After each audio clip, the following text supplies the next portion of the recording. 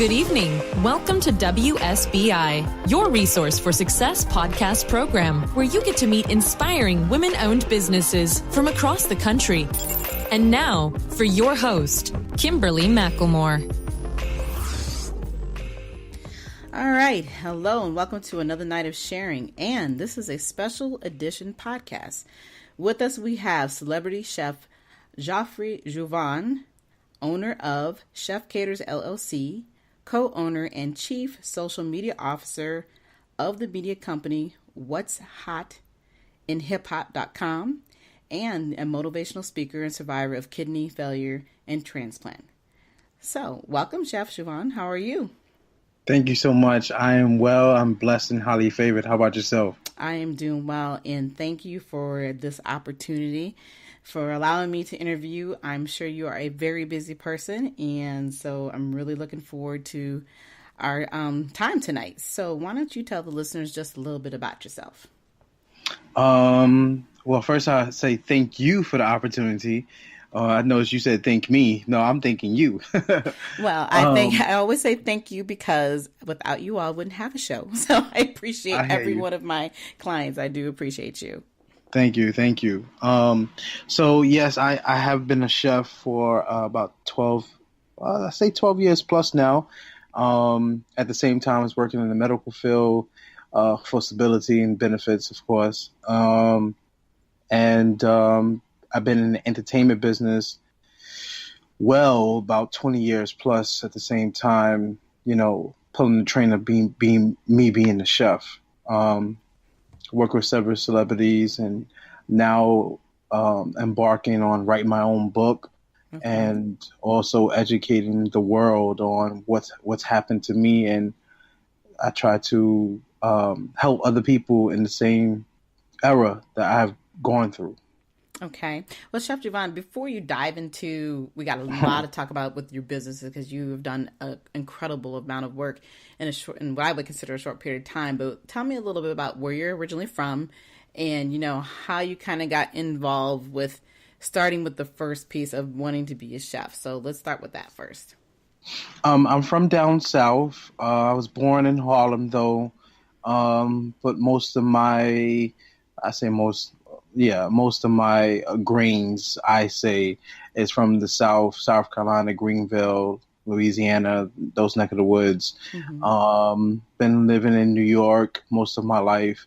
I was an Army brat, so I traveled with my mother and father being in the Army. And what got me into being in the kitchen at first was the delectable smell of onions and garlic and just the sound of something frying, sizzling. The sound of it just sounded enjoyable. Well, the way you make it sounds good. Okay. I'm sorry, already. Go ahead. I didn't even put more ingredients in it yet. I'm sorry, go ahead. Yeah, that's what really did it. Watching my grandmother hiding behind the wall, watching her bake these cakes, and she cooking up a storm for the holidays, and watching my mother. And my mother started letting me into the kitchen, fixing the basics, hot dogs and macaroni and cheese. And then when she wasn't there, I was creating my own dishes. Mm-hmm. Not to mention they were being thrown away, but I was creating my own dishes. Well, you got to start somewhere. Yeah, exactly. That was the start. And my main ingredient was hot sauce. Everything had to be spicy. Everything. I just wanted to drink hot sauce. And killing other people in the process, right? Yep, that was the beginning. Okay. Yeah. Well, and that's inspiring because I think it's beautiful how you seen an opportunity at such a young age that, hey, this is something I want to do. And, most people say that they know, if you can find that spirit within inside you and realize a passion at a very early age, you're usually going to move forward with that. So once you decided to get into cooking, what process did it take for you to get there? Because I know you talked a few minutes ago about how you you were your family's in the military and you traveled a lot, and then of course I'm sure you've gone through schooling, everything, you've done all these other things prior to actually opening your business. So talk a little bit about that as you kind of give me, I guess, that traveling of years to this point. Well, first I want to say, taking it back just a little bit. At a young age, I didn't know I wanted to be a cook or a chef. Mm-hmm. I just knew that I wanted to cook, not professionally, but I just knew I wanted to cook something. Mm-hmm. I think what really triggered it, and I'm sitting here thinking about it, and for the first time on your show, Mm-hmm. I'm actually thinking what really did it. I think it's because my mother said, "This tastes good." So in other words, it was the pleasing of my mother's taste buds that wanted me to cook more Mm-hmm. and be like her. I'm just sitting here thinking about it. That's all. Right. No. And actually, it's really amazing how sometimes it takes that moment to just go back and think about what it is that really got you started. But the thing that's cool about what you just said was the fact that you wanted to please her. She enjoyed what you had cooked, and then to realize that you even just had that little bit of that talent there that actually helped you escalate it into going to and jump into something that further with a career that you didn't even know was going to exist. Right. But it's still a passion. It turned out that you had a passion for something that you didn't even realize was a passion. Exactly. Yeah. That's it. So, traveling at a young age, 1-2 years old, I don't remember much. As a 2-year-old, 3-year-old, I remember just glimpses of. I know we was living in a trailer. We was living down south in Louisiana. I remember, following my father and my mother taking out the garbage. It was like a burning, incinerating the ground, something like that. Mm-hmm. So I don't really have much memories. I remember traveling to New York. It was raining that day. and in Harlem, I just remember that. But all those years, those are just glimpses. Wow. So talk to me about, I guess tell us, me and the listeners, what is it your catering service provides? Because you actually have this wonderful catering service. Of course, I've done a little of my research on my own, but I want you to talk to the listeners about what is this that captivated you about some of the dishes that you make, and then let's kind of go into the story. Because I think your story about being a motivational speaker has a lot to do with a part of what you do cook. Yes. Well, I like being a personal chef. I like making people happy with food. Mm-hmm. Overall, because I work in the health field as well, I like helping people. I like making people happy. When it comes to catering is a little different. Just in case some people don't know, catering is a lot different, not a little bit different, a lot different from being a personal chef. Of course, the magnitude of the people that you're cooking for, the food comes out totally different from cooking for 2-3 people. Totally different. Mm-hmm. I don't care how much you try to put into it. It's not going to come out the same as a plating for 2-3 people. Mm-hmm. So my passion is really more to personal chef. Catering, it's good money. Basically, it's good money. I don't know how many people out there love catering, but a lot of chefs that I speak to, we all love to be personal chefs rather than catering. So when it comes to catering, I think that my business can turn almost any dish into an appetizer. So I knock it down to make it into the appetizer. One of my specialties when it comes to catering is shrimp and grits. People love grits. Some people love shrimp. Put it together as an appetizer, multiple different ways. Mm-hmm. We knock that out the boat. And then when it comes to chefing, people ask me, what can I cook? I said, I don't know. You want to grab a seat and get a cup of coffee? I cook a lot of things, and I like to fuse a lot of different cultures into Chef Javon's cooking. Okay. So, I offer a lot of services when it comes to catering. Mm-hmm. You want, groups of 10, groups of 100. Most I've done it was 200. I did it for a funeral, repassing, as you say. But we cook multiple cuisines: vegan, vegetarian, Caribbean, American, Southern, some Chinese, some Italian, some African, some Haitian dishes, Whatever it is, we do it. Well, I'll take some of the shrimp and grits to go. Okay, so you can just send that all the way up here to Alexandria, Virginia, because that's where I'm at. So I'll take it. Okay. Okay, so so you did talk about the fact that, or I kind of mentioned a little bit about that you are a motivational speaker and you are a survivor of kidney failure and transplant.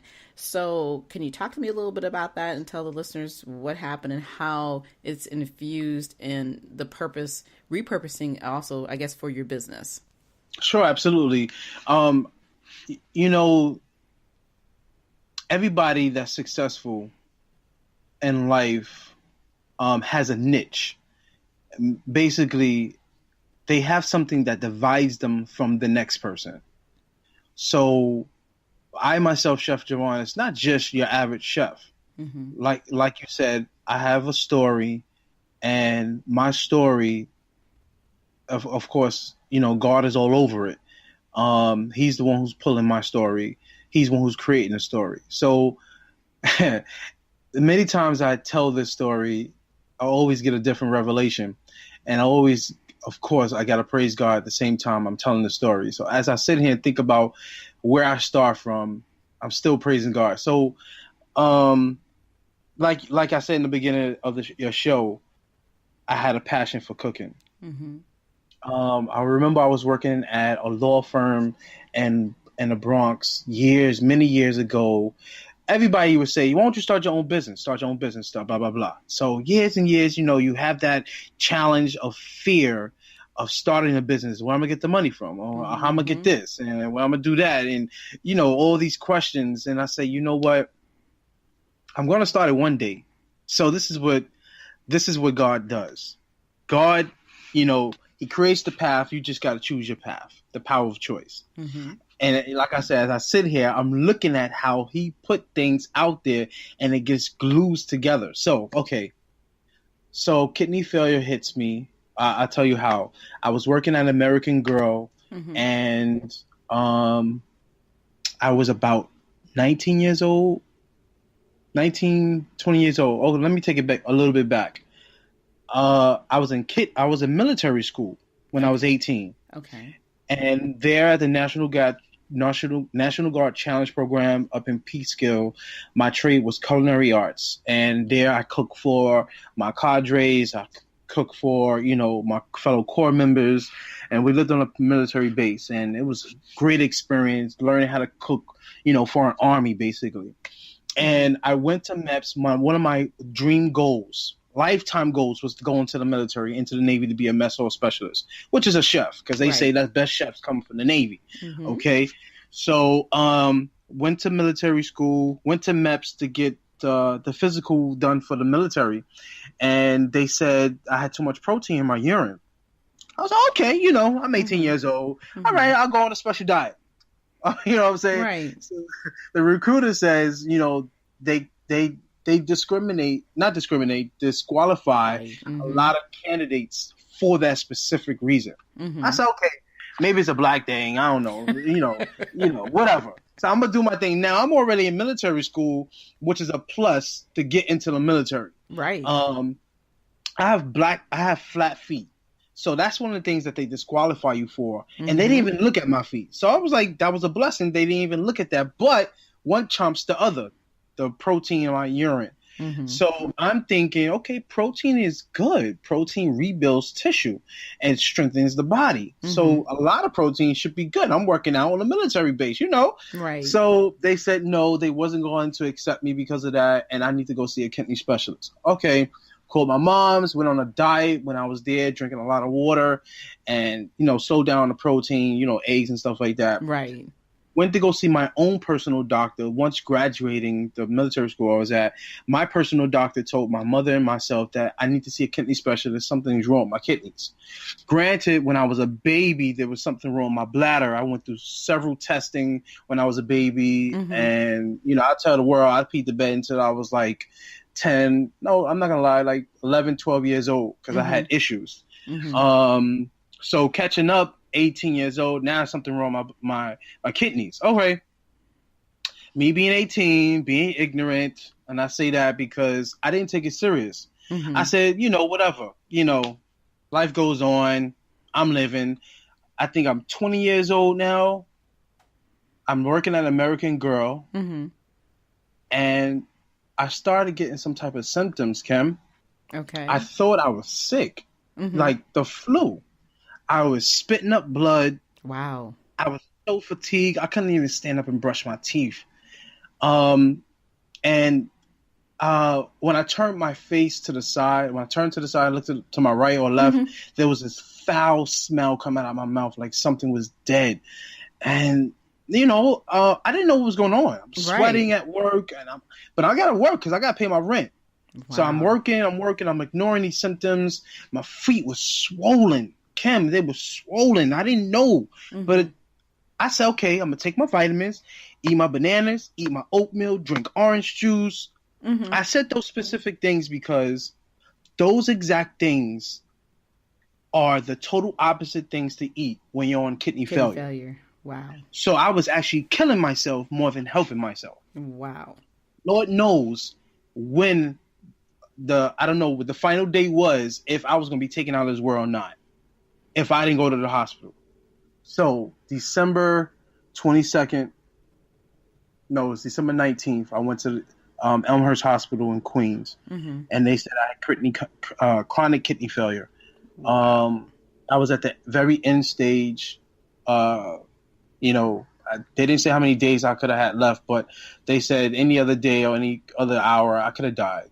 I was just the final stage. So they had to do emergency dialysis. They had to put a tube in my throat, not through my mouth, but into my artery, to do an emergency dialysis. So most of my life, my mother would tell you I was always trying to seek the truth as far as the word goes, the Lord. Went to church, different churches and stuff like that. So I wouldn't say that I was very religious, but I knew there was a truth out there. I said that to say when the kidney failure happened, I had to sit back and say, what is going on in my life? I'm 20 years old. Right. I'm on dialysis and I see all these old people on the machine. Right. Why am I on this machine?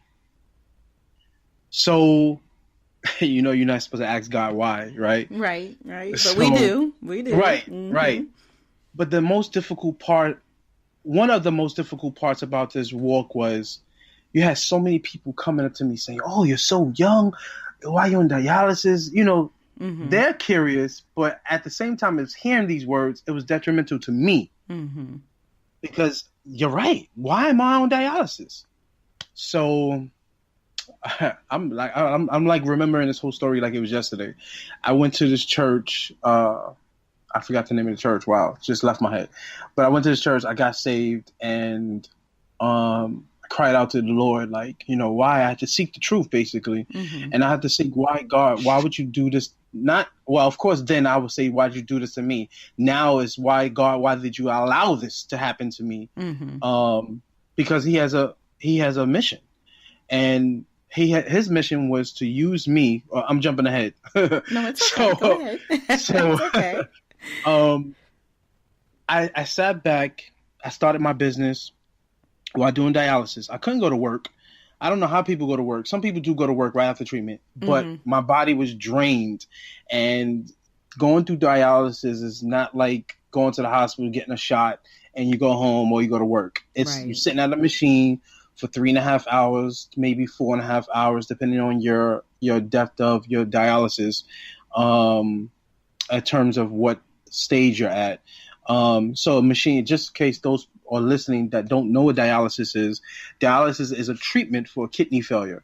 And most people have 2 kidneys versus people on dialysis, we have no kidneys. So what happens is you have to sit at this machine that acts like a kidney, but the kidney, the machine only does 10% of what the actual kidneys do. Can you imagine that, Ken? Yeah, I'm just sitting here thinking about what you just said, that you have no kidneys, right? And then to think that machine only does a tiny sliver amount of what the real work is being done when you have your real kidneys. So, exactly. So you have no kidneys. So you're continually on dialysis? Is this how this works for you? Oh, no, I ain't finished yet. This is half the story. Okay. This is half the battle. This is half the battle. So I'm glad that you said that, and I really want people to think about it. Mm-hmm. Your kidneys is working 24/7, whether you're sleeping, up, down, whatever you're doing. Right. Swimming, whatever. People on dialysis go to the center, and you can travel now, or you can do it at home, mm-hmm. and sit in a machine for 10% of what the average human does. So when you're not at dialysis, your body is collecting waste, and the waste is spreading through your body, and it's not putting out the fluid that you're taking in. Mm-hmm. So now the body is absorbing the fluid into your legs, your face, your heart, your lungs, wherever the fluid can find a pocket to go. So I just wanted to draw that picture for the listeners. So people on dialysis cannot live on dialysis. That's why so many people die on dialysis. Mm-hmm. You see people dying left and right. Your blood pressure, you have so many hypertension, mm-hmm. blood pressure is at 180, 200 range. Your body can't live with that. That's stress to the body. That's right. So that's why I encourage Donate Life. Get on the organ donation list, because it was a gift. I wouldn't be here if it wasn't for my gift. So mm-hmm. yes, I got a kidney transplant after 5 years being on dialysis, being tried, getting calls like, we may have a kidney for you. Right. All right, yes. And it turns out it wasn't for me. Right. So 5 years of that, and I would ask my pastor, how long? And he said, you just got to be patient. Patience is the virtue. That's right. Like the woman at the well, or like Sarah. Sarah waited years to have kids. Mm-hmm. So, I waited. Oh my gosh, the best part of my story is coming. So throughout my trial, I couldn't sit at home and watch soap operas with my mother. Oh, you didn't want to do the soap operas, huh? Well, I did though. I'll tell you the truth. I was watching Days of Our Lives, and I forgot the other one, but Channel 4 was it. That was it right there. I was addicted. I wasn't eating bonbons though, but I was watching the soap. So I decided to start my business, and it was on MySpace. I started it on. Okay. And, the name of the business was Javon Makers Catering. Basically, we make it happen. We make whatever you want. We make it happen. So pushing the story forward, I found out why God did this to me. Well, God allowed this to happen to me because he had chosen me as a vessel to use me to tell the world on what he's able to do and what he's capable to do. Now, I didn't tell you the best part yet, but he's carrying me through dialysis. I'm traveling. I'm living how I want to live, not eating what I want to eat, of course, because of a special diet. Mm-hmm. But I'm living, and I'm witnessing to people on dialysis on how God is still good, though we have to live like this. And you'd be surprised, like some dialysis centers, you go in there on a Saturday or whatever day, you walk into church sometimes. As a community, it's another world that we live in that people don't know about, basically. Right. And moving forward, so I got my transplant at Mount Sinai Hospital, which is one of the best transplant institutes in New York. Mm-hmm. And most people don't know. I just want to plug this in. Most people don't know if you're on dialysis, you could be on more than one list. It's not just one list. Okay. Let me answer your question before you ask it. I hear it coming. People on the transplant list, they think that, okay, I'm at the top of the list. It's my turn. The next person who dies or the next person who wants to donate, it's my turn. It doesn't work like that. Okay. So I learned over the period of time that being on the transplant list is like trying to get a job. Wow. I tell this to people all the time, and I wow people, like you just said. It's not a game. If they feel, and I say they, the Transplant Institute or wherever you're getting the transplant at, if they feel that you're cutting your dialysis treatments, you're cutting it short, or you're just not showing up, mm-hmm. basically you don't care, or you taking drugs, or you may be obese, or you may be smoking chronically, et cetera, mm-hmm. you ain't going to get that kidney. Wow. Okay. It's not a game. So it's like putting in your resume. Mm-hmm. I called every month. Mm-hmm. Anybody die? Anybody donating? Yes, this is Joffrey. Yes, check my bloods. Yes, and that was me every month or maybe every 2 weeks It was to show them that I was serious and this is what I wanted. Right. Right. All right. So moving forward, I got my transplant. Thank God. I ended up working at the same institute that gave me the transplant. I worked in the ER for 5 years. Wow. That's amazing. That's a blessing. Amazing. The best part is I know God planted me there because I was able to testify to people in the emergency room. Mm-hmm. This is what God has done for me, mm-hmm. and this is what he can do for you. Right. I love telling people that because when they look at me, they take 2 looks or 3 looks. You know how you do a double look? Right. Mm-hmm. They be like, what? They think I said that I worked at a dialysis center. No, I was once a patient. So mm-hmm. your excuses that you telling the doctor right now, the nurses, mm-hmm. is unacceptable. Exactly. I've been there already. Exactly. I did it already. So before I move on, I want to close the back door, as my pastor say. Mm-hmm. When I tell people my story that I'm about to tell you, the best part, it's my story. It's my testimony. Mm-hmm. It doesn't mean for other dialysis patients to stop doing what they're supposed to do. Right. So I want to close that back door. So 5 years, it's been 10 years now, I had a transplant. Mm-hmm. Excellent. No rejections, no abnormal blood tests. Excellent. So when you have a transplant, any transplant, when you get blood results, when you get testing mm-hmm. to check the organ, you have a normal range, which is the normal human range of any blood results, and then you have the transplant range, which is a little off, is different.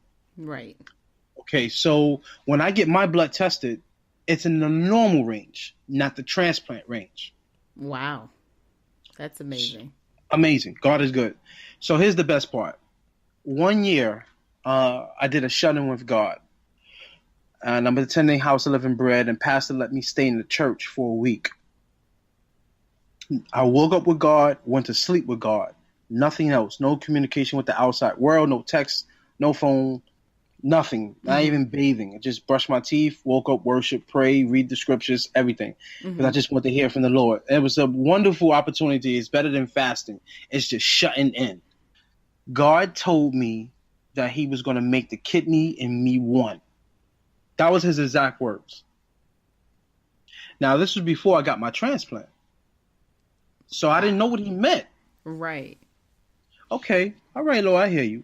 Years later, I got the transplant. Mm-hmm. And to this day, I'm medicine-free 3 years. Are you kidding? That's amazing. That is beautiful. And congratulations on top of it. God is good. Wow. Medicine-free. Wow. Now, there may be some listeners thinking like, okay, what's the big deal? That's a huge deal. the big deal is once you get a transplant, your body has a foreign organ. Mm-hmm. So the body is supposed to reject it. Yep. You're right. It's supposed. I'm trying to get the terminology, but your body is supposed to reject it because it's foreign. So the medicine that you're supposed to take after a transplant is anti-rejection medicine. It basically suppresses your immune system so your body doesn't reject it. So granted, yes, I did take my medications. I followed up with doctors and went back for testing and over after the transplant, as I supposed to do. Mm-hmm. Then it went from, instead of every month, it went to 3 months, every 6 months. Now it's every year I get a checkup. Mm-hmm. And the revelation hit me. I don't know when, but God said I didn't have to take my medicine anymore. Now, that's huge. Yeah, that's a risk. Huge. It's a risk. A huge risk. That's where you draw the line where your faith is at. Mm-hmm. That's where you draw the line.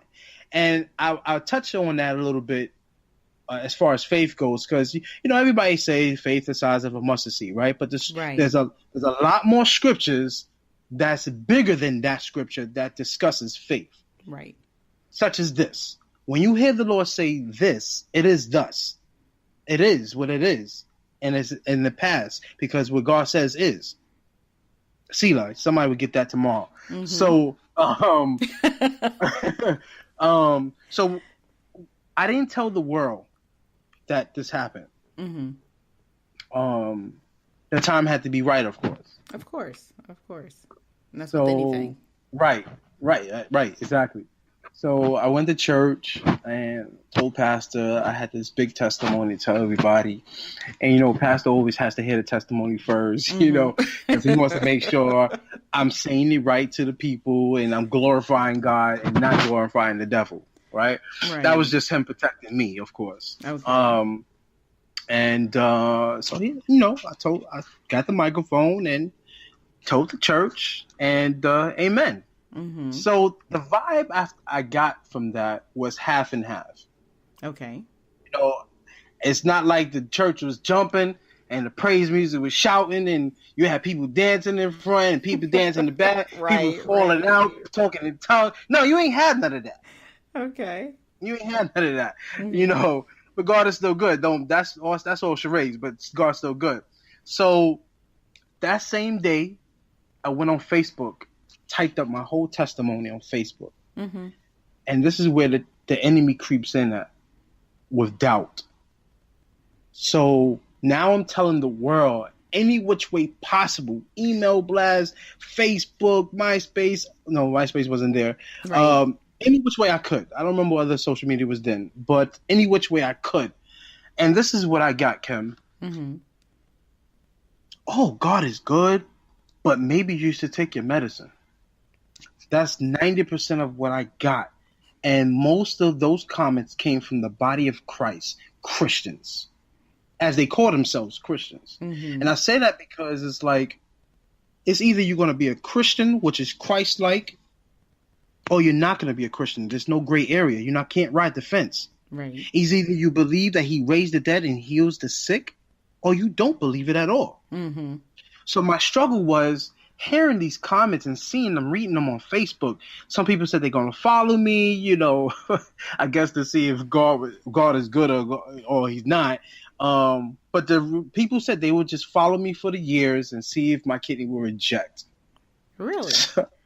That's serious. Just to see it reject, not to see you perform in a positive way, and just to understand the story. And the thing that I kind of want to touch when you talked earlier about the fact that when you're talking to people, it is your story. And the most important part that I've learned just listening to you is that you had to take something so tragic and turn it into something positive. Yes. Because you have the capability to tell people, this is what I did not do. Mm-hmm. And this is what I'm doing, and it's by the grace of God that I'm here today because of the things I did not do. Yes, that to me is the power of your story. And you talked a little bit too about the fact that you are on a special diet. How does with you being a chef, how do you the type of meals that you cater to yourself? How do you implement that into your business? Well, then, of course, like I said earlier, I had to eat certain things and I couldn't eat certain things. Mm-hmm. And when I got the transplant, I was all out. I was like, I wanted everything I couldn't have, of course. So then with me on medications and me doing more research on how to take care of myself, Herbalife and, what things to eat, healthy, stuff like that. I of course, I had to change who I was. And by changing who you are, you change what you eat as well, because you are what you eat.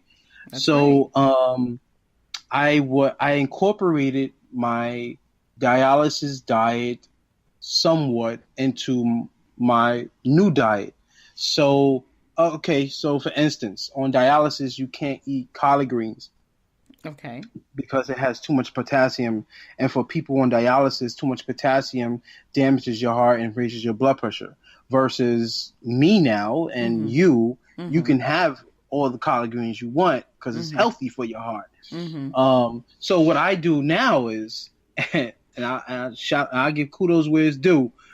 When I first heard I couldn't eat collard greens, I was like,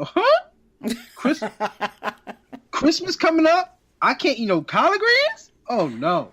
Oh, So goodness. the dietitian at the dialysis center, I forgot her name, but she told me to eat it with strawberries because strawberries acts as a binder to bind up the potassium so it doesn't, distort my heart. Mm-hmm. So I said, okay, me being the chef who I was, I said, okay, I'm going to create this dish. So cook the collard greens, you throw some sliced up strawberries into a pan, some butter, a little bit of sugar. Now, most people throw sugar in their collard greens to get away from the bitterness. Right. So instead of doing that, we're going to make some caramelized strawberries and put it on top or mix it in. Bam. Now you got your green, your red, Christmas colors. It looks good together all year round. Mm-hmm. And it tastes good. So it's like, people are like, what? That's like bacon and cream cheese. How can you put that together? But that's my signature dish. Collard greens and sauteed strawberries. Several pictures of it. Good. It's delicious. It's divine. It's See, I'm hungry, okay? Now you got me hungry. Now you can't interview me when you're hungry, Doc. I can obviously see that, right? So answering your question, I gotta eat healthy and still eat what I want to eat. Food still look good.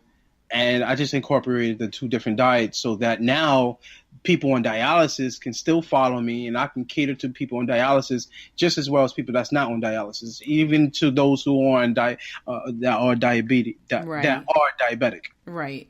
And I think that's amazing. I like that. That's why I was asking that question, because I was wondering if that's exactly what you do, and that you can actually really reach out to those and educate those who are on dialysis and don't know how to eat, and are struggling with that portion of, their lives and may not have the opportunity to receive a transplant, but they still can be able to live as healthy as they can until that opportunity does arrive. So that's the reason why I did ask that. So we have a few more minutes. And I want to ask you some other questions real quick. Talk to me a little bit about the fact that I know you want to be an author, so you talked about a little bit earlier that you want to share your story. So you plan on publishing a book this year? Yeah, I'm trying. I'll be honest with you. Sitting down writing this book is so dreadful to me. So I'm trying to use technology. Like I start doing the speech to text. But I have a saying. People make time for what they want to make time for. So I don't want to say I don't have time for it, but I don't have pleasure time to put into it. So I'm still on the first page, honestly. Exactly how I always say it in interviews and radio shows that I do. I'm still at the beginning stage of writing this story. So I don't know if a ghostwriter may want to get in contact with me, want to write the book, we could work out a deal. But yeah, that is one of my long-term goals, besides opening a restaurant. All right. Well, when you really, truly are ready to publish your book, let me know. I'm author. Absolutely. Well, so wonderful. We can work on that together. You can make that happen, because you need to make that happen. I do. Your story is phenomenal, and I always tell people that the writing can be painful sometimes. So record what you just like. What we're talking now. You can listen to this over and over again. That's your starting point. And then you can start adding your chapters in between. That's it. Yeah. See? Okay. See, stick with me, kid. I got you. Okay, cool. Thank you. I never thought about that. You're welcome. All right. A couple more questions. Talk to me a little bit about your media company. So, my partner, Jeffrey Blackfoot Hunter, him and I, I go back. Let me take a little bit back. I've been in the entertainment business for years. Started with the Boys Choir of Harlem, singing with them and getting exposed to the industry and traveling, singing, meeting different people. I started playing the piano when I was young.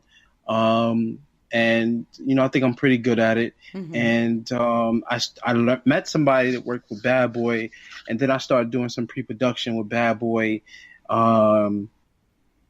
I've done almost a lot of things in this industry, but, pushing forward, I met this guy, Jeffrey, and he wanted me to come work for his label when I was at Bad Boy. And it was called Fat Talents Entertainment, and he wanted to be his A&R, his VP of A&R, whatever. And, I did as such, and, record labels, in and out of the pocket, that's just the nature of the business. If you ain't got that artist that's going to put you on the map, then that's it. but I remember spending nights in studios making beats and vocal coaching. You know, we had a rock band we managed and we had them in the studio. But anyway, so we had this new idea. God dropped him this new idea, and he wanted to keep me in the loop and bring me on board. So ever since then, we've been friends and partners since college days for me. So God gave him the idea of what's hotinhiphop.com, and basically it's not like your ordinary website. Okay. It's, you know, I don't want to drop other names, but it's a goal-driven website. We don't show any we don't expose women. We don't, basically no ratchetness on the site. Okay. Right now our goal is to expose or show underground talent and just to put people out there. Okay. So right now we're posting people videos for free. We put the news out there. Instagram is one of our outline sites, but we have a real website, what's hotinhiphop.com. We are part of BET Digital. So we out there. We have a name in the streets already. All right. Well, great. That's awesome. And another avenue, you know, I think it's amazing how you went from, you know, here you are a celebrity chef and you got the hip hop on the other side. I mean, hey, that's pretty cool, you know, that you're using I love the way you're using your talents. And it's kind of easy to intertwine because with the media company, I will put What's Hot in Hip Hop before Chef Javon, because with What's Hot in Hip Hop, I was able to meet the people that I know now within the industry that made me who I am somewhat. You know, the celebrities, okay. I talk to the PRs, the managers, stuff like that. Right, and, right. And it's just not just us two. I don't want to just say it's Jeffrey and myself. Rasheen's my other partner. Okay. He does the wonders behind the site. He's the tech guy. And we have the wonderful hosts that work with us, Letitia and our PR now, Coretta. It's like, it's a team. Right. Right. You can't do it by yourself. Absolutely. That's with anything. That's right. All right. So let me ask you this question. If you had a person come up to you today and ask you, what advice would you give them about coming into business and starting a business? One thing. Starting your own business. I would say, and I take key to what I'm about to say because I try to do it myself still. I would say surround yourself with the right people and your whole attitude would change when it comes to starting your own business. If you surround yourself with your homies and those people that are not doing anything that's not going to help you, pull you up, to inspire you, to support you, then you ain't going to go nowhere. You're absolutely right. Absolutely right. Yeah, because I'm sure there's quite a few people throughout your career that you've had to push them at arm's length because, like you said, Absolutely. that support's not there. And it happens to everybody. And, Absolutely. People will say a lot of things, but don't do what they say. And it's okay because I try to make people understand that not everybody's going to understand your journey and they're not supposed to. True. So, so it's fine that, you have people in our lives for a season and for a reason, and it's all right. Season for a reason. That's it. Yeah. That's it. So, your advice is absolutely definitely needed. And, I hope that people have learned something from you this evening. And I want to ask you, do you have anything else you want to share with the listeners tonight? I definitely want to say, like I always say, no matter what you go through in life, no matter what it is, whether it's health, financial, no matter what it is, somebody's always going through worse. And I always say, don't look at the glass half empty, but look at it half full. There's a blessing in everything. Absolutely. And everything that you go, trials and tribulations, everything that you go through. Oh, you know what I also want to say? I always say this too. A lot of people, oh my gosh, it hits home because I was just telling my grandfather the same thing, and I was preaching it to my grandfather. So it's really strong that this message is, a lot of people expect doctors to educate them. But that's not a doctor's job. I tell people, you have to be your own doctor first. Especially this year in 2018, you have YouTube University, Google Washington Street, You got so much technology out there. Educate yourself no matter what you're going through. Grasp the education. Don't wait for somebody else to educate you. And I say doctors because I've seen it so much in the health field. People are sick and dying, but they're expecting doctors to help them. Doctors are only going to do what they're able to do, where their experience takes them to and their knowledge takes them to. But I've seen it firsthand where people are experiencing and embarking on diseases and they don't know what they're supposed to eat. They don't know when they're going to live. They don't know what they're able to do. They say, well, the doctor didn't tell me. Right. That's not right. You see what I'm saying? Mm-hmm. You got to educate yourself first. Please read. Google it. You don't even got to type these days. You just press a button on your phone and just talk it. Exactly. You know what I'm saying? And it'll talk back to you. You know? Exactly. Yeah. Education is important. Seriously. All right. So why don't you tell the listeners how they can get a hold of you, Chef? You can get a hold of me by any means necessary, whether it's to talk about dieting, you have more questions for kidney failure, hire me as a chef or caterer. I'm a part of most of all the major medias, social medias, by Chef Javon, CHEFJU, V as in Victor, O-N as in Nancy. And I have a website, chefjavon.com. I'm almost everything. Snapchat, Facebook, Instagram, Kick, Skype, whatever. I'm on it. Just reach out to me. Seriously, I'm Googleable. You can Google me, matter of fact, and get in contact. Right. Even if you're not on social media, just Google me.